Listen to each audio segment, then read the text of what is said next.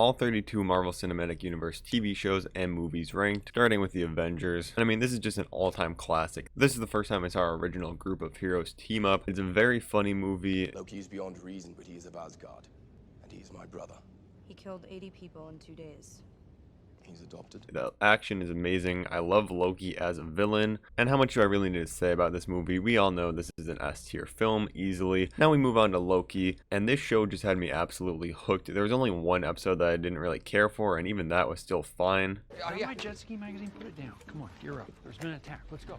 I mean, Loki and Mobius and Loki and Sylvie, I thought both had great chemistry. I just loved the dynamics between the characters. I'm finally letting Tom Hiddleston shine fully. He truly is just the perfect actor for Loki, and it was great to see him in a show. This is another S tier for me. Don't worry, I'm going to start getting more critical soon, but it just so happened that the first two are very good. And speaking of getting more critical, The Eternals is next on our list. And I don't have as big as a problem as other people with this movie, but I just don't think the storytelling worked in this. I appreciate the different direction that they took with it. I appreciate the attempt to jump into a different world a little bit of superhero films. I just think it missed the mark, and it had potential, but ultimately it was just a pretty forgettable film for me. So I'm going to put it in the D category, just slightly below average for me. Next is Black Panther.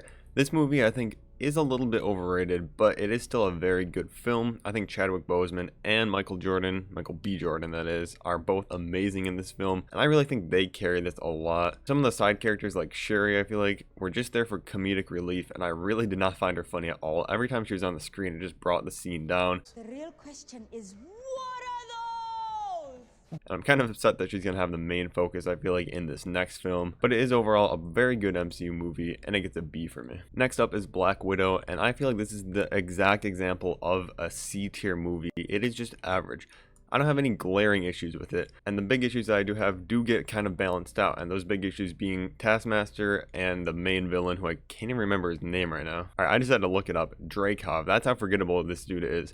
The villains in this film are super weak, but I do think Scarlet is amazing in this film. She almost gets outshined by Yelena in her own movie, but I think their chemistry is great. I love them. And I love David Harbour's addition to the MCU as Alexei in this film. I think he brought that perfect mix of being a good comedic character and also being a good character on his own, just not solely based in the comedy aspect of his character. So overall, our main group of characters outweighs the negatives I have with the villains to make it above a below average movie, but there's nothing really incredible, so C is where this movie lives. Next on, we have The Incredible Hulk, and this is a D tier movie for me. I don't have anything inherently wrong with this besides the fact that Edward Norton just does not work for me as Hulk at all, and when that's your main character for the entire film, and I really did not like him as Bruce Banner in this movie, it's kind of hard to put it higher than this. I do think there's some cool action and stuff in this film, but overall, D tier movie for me. Next up, we have Captain Marvel, and this is another C. I think this is just a fine film. I don't think it's terrible like some people think. Maybe it's just because I don't hate women, but I also don't think it's like the greatest thing the MCU's ever done. I think the Skrulls thing was a little underdone, though I'm sure they're going to come back in Secret Invasion later in the MCU. They're setting up something bigger for them for sure. And I really like Nick Fury and Captain Marvel's dynamic they had going in this film, so that was something positive.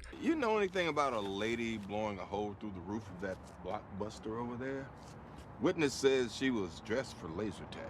Overall, it's just kind of an average MCU origin story film though, so just a C tier movie. Next up is Doctor Strange, and I think this is the perfect formula on how to properly do a origin story in the MCU. I think Benedict Cumberbatch really shines as his character. I really like how much time we just spend in him being a doctor, him dealing with losing that life and accepting this new life. And of course, the visuals are absolutely insane in this film. I cannot wait for the second film and how it actually seems like it's going to be a direct sequel to the events in this film too. So this film gets an A for me. Just a really, really enjoyable and unique story. Next up is Hawkeye, and this might surprise some of you guys, but this gets an S for me. I had no interest in Hawkeye as a character before this show.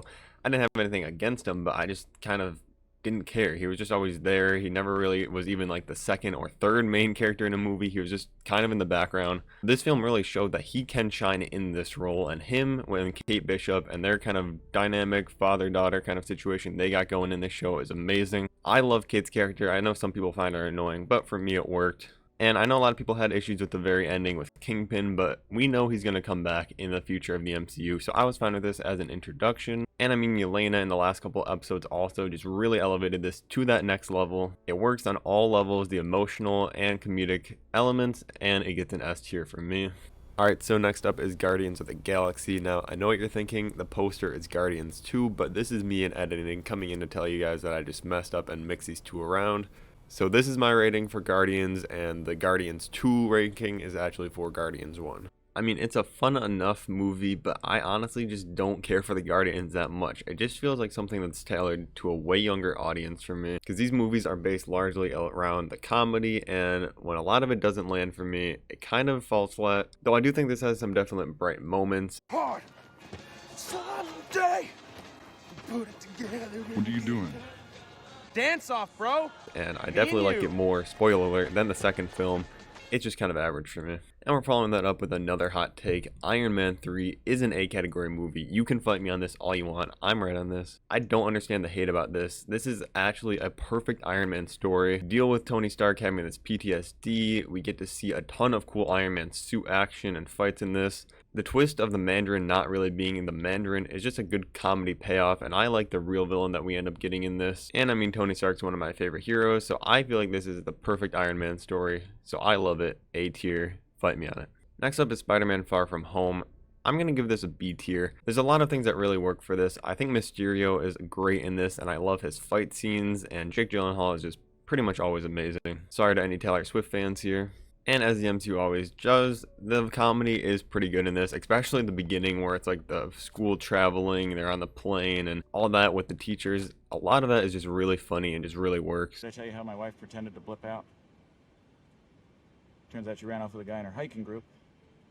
We had a fake funeral for her and everything. Well, the funeral was real, but it's because I thought she was really dead. Do you want to see the video? And yeah, it's just a above average MCU movie. It's pretty enjoyable compared to the other Spider-Man films. Not really anything special, but it is a good film. Next up is Captain America Civil War, and this is pretty much just Avengers 2.5, but who's really complaining about getting an extra Avengers movie? I'm certainly not. I'm going to put this in the S category.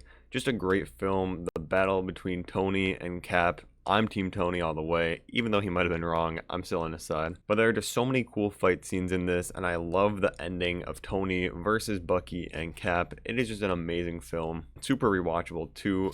Easy S tier pick for me. Age of Ultron is a movie I think gets a bit too much hate. I'm going to put it in the B category. I think there's a lot of stuff that works here, and although Ultron might have been a little underutilized in the MCU as a whole, I still think he does pretty decent in this film and is an enjoyable enough villain. And like the things like creating Vision and getting to see the Science Bros kind of together, I just like it. It's like I said, it's above average for me. It's definitely not an incredible MCU film, but it's definitely better than a lot of people say. Moving on to What If. I'm sorry, this is D category for me. There were some fine episodes, but I just could not find myself caring about this show at all. It was kind of a chore for me to watch this every week when it came out. I'm just moving on. I don't care what you say about that. Now we have Avengers Endgame.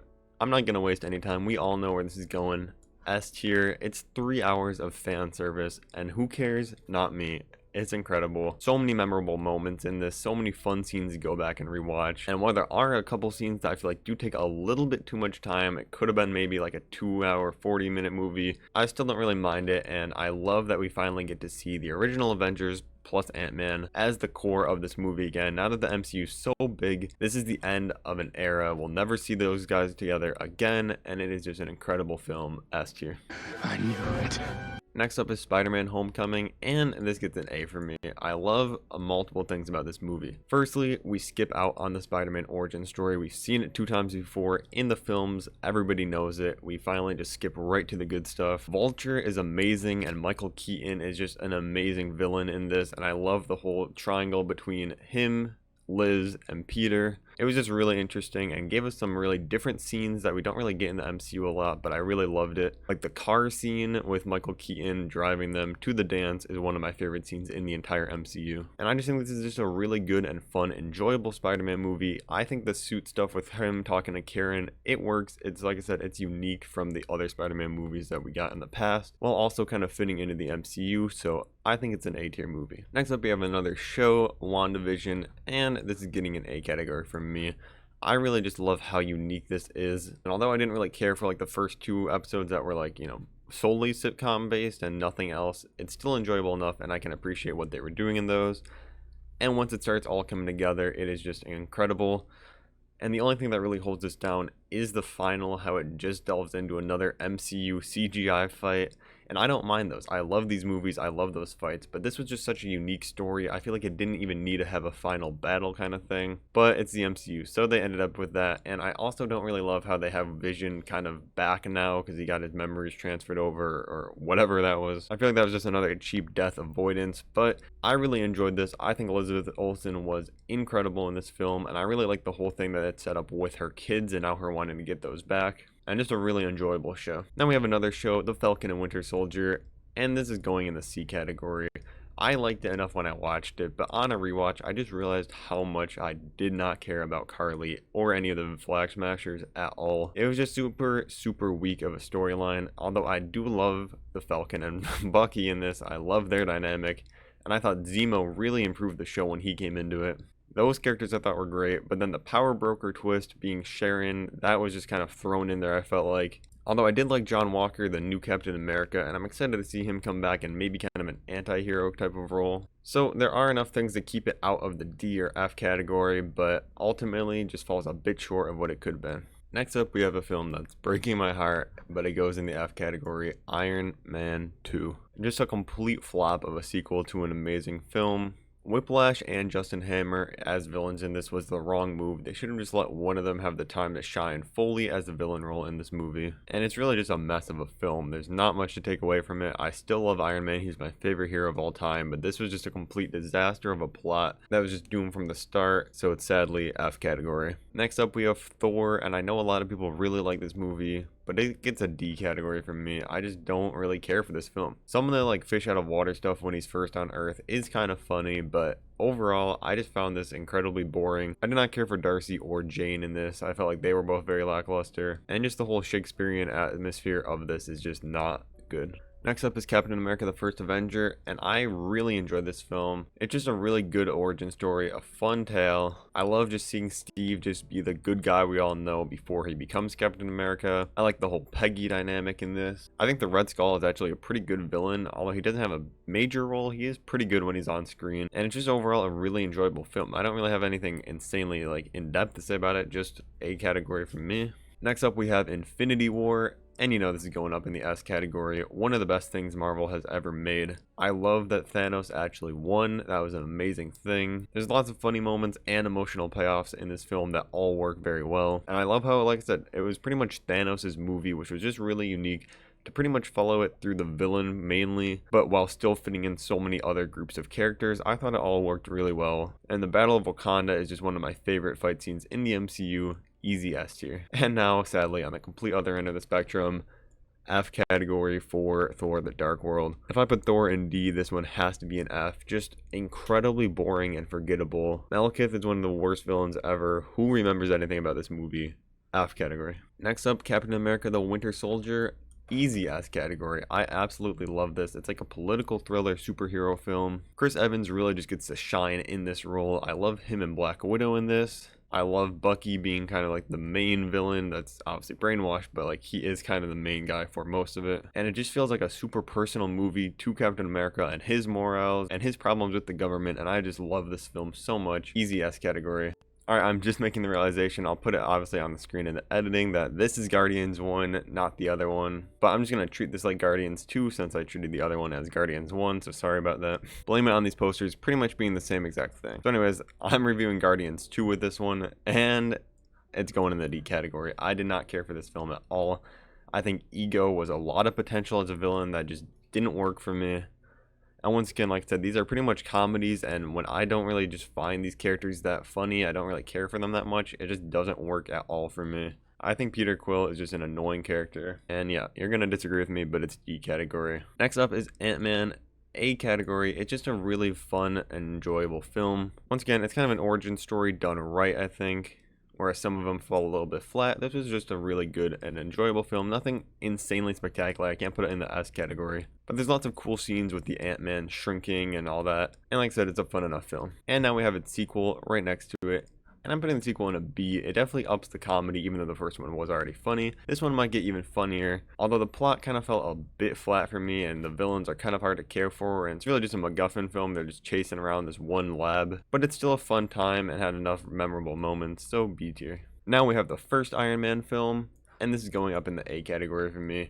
Just a classic, starts off the universe. A lot of the humor is kind of before we got Disneyified so much, so there's a lot of actually like kind of pushing the edge of what Disney wouldn't allow humor and scenes in this that I just think work really well with Tony Stark's character. And just seeing him building the suits and testing it out and learning how to fly and do all this for the first time, it's just a really great time. Now we have Shang Chi, and this is going in the B tier for me. And honestly, I think the plot fell a bit flat in this film for me, but I really enjoyed the cinematography and the fighting scenes in this. I just think it looks beautiful, and the fighting scenes are just really unique and have a good take. It makes just hand-to-hand combat really interesting, and the camera work is incredible. Like I said, a lot of the environments are very visually stunning, but the overall story with his dad just felt a little predictable and kind of falls flat. Now I've got Thor Ragnarok, and what an absolute turnaround from the first two being in the D and F category, because this is going up to the S category. Taika Waititi literally came in and just saved this franchise. It went from a bad Shakespearean roleplay film franchise to a funny, action-packed, and beautiful looking